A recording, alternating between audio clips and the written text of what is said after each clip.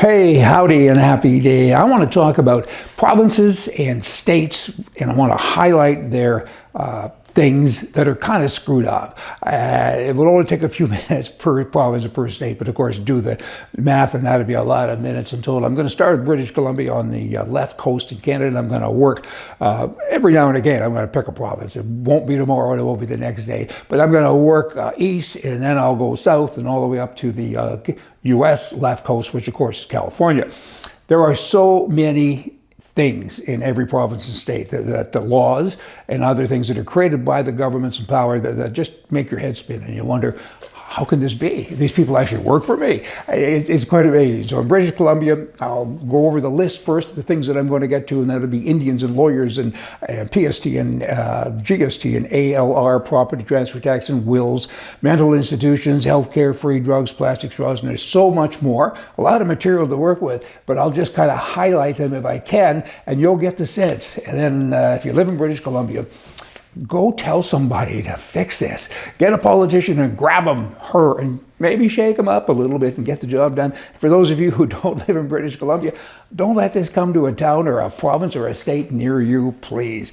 You know, in terms of the Indians, the 1% of the entire population of our country is full-blood Indian. And British Columbia, I don't know the percentage offhand, but it's not very big.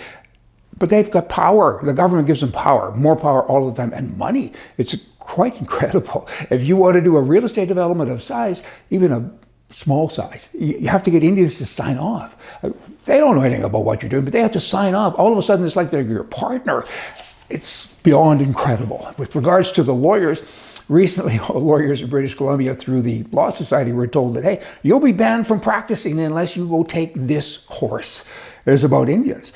Upon completion of this course, you will be able to acknowledge the existence of Indian nations' law and governance system prior to the arrival of Europeans.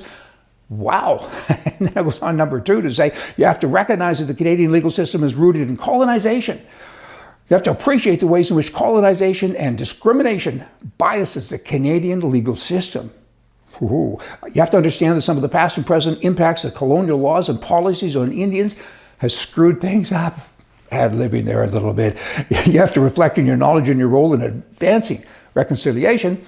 Somewhere in this mess, it also says at the bottom of your email, it suggests that you put that you are on unceded land of Indians and, you know, God bless and so on, right? Wow. Well, firstly, these guys are lawyers that practice law. I guess they haven't practiced long enough to get it right, because to be on unceded land, that's illegal. That's squatting. I mean, they own the land, I guess. It's like me stealing your bicycle and I send you an email all the time and on the bottom I put, I got your bicycle and I'm not going to give it back. Ha ha, gotcha, but it's your bike. You own it. That's just not how it should work. These are people from the legal system that are talking like that. Hey, but it is British Columbia. Cars, close to 200,000 vehicles sell every year in British Columbia. The government gets what's called the PST, property transfer tax, goes to vehicles. Now, the life of a vehicle is what? I don't know that. How many owners have a car? I don't know that. Several, and they continually get paid. Where's the money? Where does it go? You're talking billions of dollars. The average price of a car in Canada is $45,000. In British Columbia, it's higher than that. Considerably, I'm told. I don't have that number today. But the point is, they get money every day, every hour. They're getting more money. You go in and buy license plates, more money, taxes, constantly. Let me tell you about my car. I have a car. I have 3 houses. Wow. I have cars at all my places. My wife has cars at all these places. So I ordered a new car. I had a Jaguar and I sold it by auction. Who knew? One of my auction sites, miniliveauction.com. I sold my Jag. I ordered a Cadillac Escalade. I thought, oh, American up here, don't you know? And it came in the other day. And look at this. The car with $157,478. And then the taxes started. Remember that number, 157. That's ridiculous, but that's what I do, right? Then I got PST. That's the government of British Columbia. $31,779.40. Then I got GST, federal government, $10,122. And then I have the federal luxury tax, $11,779. Total for the car, used to be $157,000, is $212,000. Well, you know they're going to want undercoating and a bunch of other things. By the time I get out of there and get insurance, it's probably $230,000 for a car. Yeah, I'm going to do it because I'm not that bright, and I kind of like to have a car. but I'm mad all of the time. I had a guy say, get over it. I mean, it's twice as much in Taiwan. I said, who wants to live in Taiwan? I want to live in British Columbia from time to time. I'm not there very often, but when I am, it's just, I look at the car and it gives me something to get angry about. What do they do with the money? And then you get over to the property transfer tax. This is a real dandy. There's approximately 150,000 houses. In addition to that, of course, there's all kinds of commercial and industrial real estate, but over 1,000 houses sell at an average price of $1 million throughout the province. Billions of dollars go to the government for taxes. Every time there's a transaction, there's a property transfer tax to the government of British Columbia.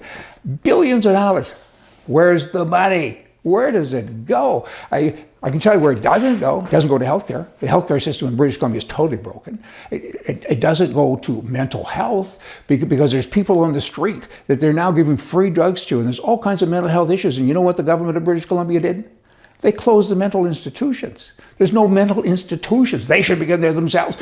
But there should be a place to help these people. Their idea of help is just to take your money, taxpayer money, and buy these people drugs, give them free drugs. It's unbelievable. And then you've got the ALR. That stands for Agricultural Land Reserve. I think it's the only place in the bloody world that has it. They came along, some genius, and said, we need to make sure that there's farmland. And ALR land, a lot of it you couldn't grow a carrot on, but it affects the landowner. I mean, they're not sufficiently compensated for their property, and it constitutes unreasonable interference from the government. Totally. They have no business doing that. Not only that, they compete with municipalities because councillors, town councillors, they already do that. And now you have a double dip thing, and that's what they do. And the last thing I want to whine about today is wills. If you make a will in British Columbia, let's say you have 2 kids, and you don't like one of them, and you've always told them he's not going to be in your will, so you leave all your money to just one.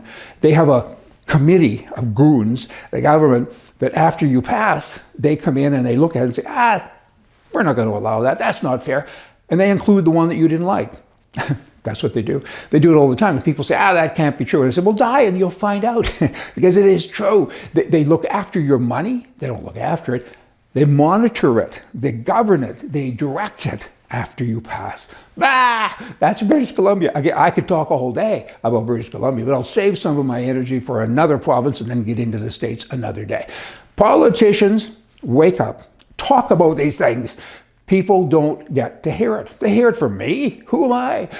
I've never been a politician. I'll never be one, and I'm not one now. And I'm yipping and yapping. Politicians should be talking about this. You should not be taxed like you are taxed, particularly when the money isn't needed. What do they do with the money? That's the question that I keep on saying. Where's the money, honey? Hey, y'all come back.